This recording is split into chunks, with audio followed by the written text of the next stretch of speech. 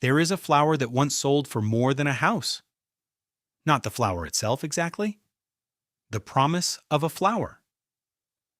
A piece of paper saying a flower would exist, eventually underground in the dark. That piece of paper cost 10,000 guilders. In 1637, that was enough to buy the finest house on the grandest canal in Amsterdam. To understand why, you have to understand where. Amsterdam in 1637 is the richest city on earth. Dutch merchant ships carry 80% of the world's trade. The Dutch East India Company is worth more in today's money than Apple, Microsoft, Amazon, and Google combined. This is a place where exotic things have real value, where rarity is currency. The tulip arrived from the Ottoman Empire 80 years earlier. It came from the East. It came in colors no European flower had ever shown: deep purples, vivid reds, white flames on crimson. Nothing in the Dutch countryside looked like this. To own a rare tulip was to own something money couldn't easily replace. The most prized of all was the Semper Augustus. Red petals, white flames, impossibly rare. Only a handful of bulbs existed in all of Europe.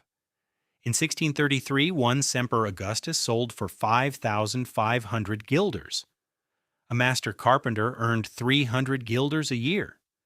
That single bulb cost 18 years of wages. And 4 years later, the price would double. Here is where it gets strange. By the winter of 1636, the tulip market had moved into the taverns. Because tulip bulbs grow underground in winter, there was nothing to actually hand over. No flower, no bulb, nothing. So traders invented something else instead.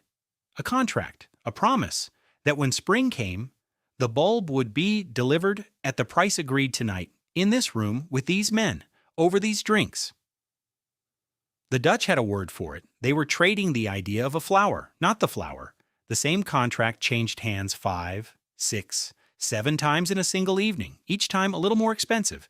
Each time, no bulb moved, no money moved, not even a leaf, just men in a tavern bidding on air. Buying the idea of a flower that was currently underground in someone's garden, not yet existing. The Dutch called it Windhandel, wind trade, which is a polite way of saying trading nothing. And for about 14 months, trading nothing made a lot of people feel very rich. It worked for a while because of one thing. Everyone in that room believed in it. Merchants, craftsmen, bakers, weavers.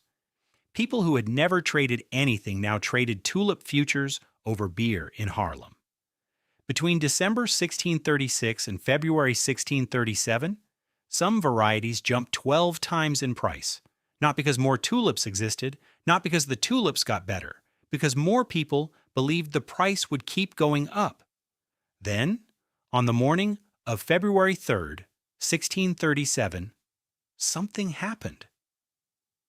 In a tavern in Haarlem, a seller held up a routine contract. Common bulbs, reasonable price, normal auction, no one bid. The room waited, still nothing. The auction ended. The man left with the same contract he'd walked in with.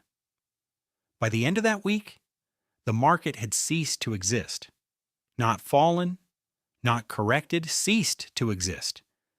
And then 3 months later, the Dutch government made a decision. A quiet one.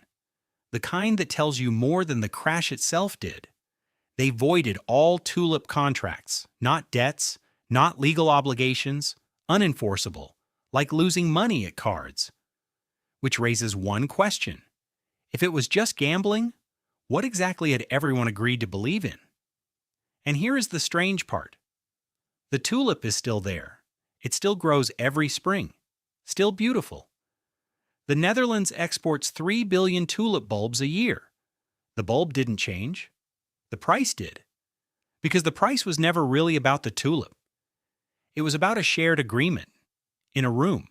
In a season. Among roughly 350 people who decided right for a while that this particular thing was worth 10,000 guilders. The moment that agreement broke, the price didn't fall slowly, it disappeared. There is a pattern in this. It has appeared in every bubble since, in every market that has run to a peak and then collapsed. Not fraud, not stupidity. Something more fundamental. The belief that the price will be higher tomorrow, held by enough people, for long enough. When enough of them stop believing at the same time, the price doesn't drift down. It vanishes. The object doesn't change. The people do. Drop in the comments, what do you think is the modern tulip? I have a theory, and next, the very first Bitcoin ever created contains a hidden message. Someone left it there on purpose. That's the next one. I've linked something in the description if you want to keep pulling on this thread.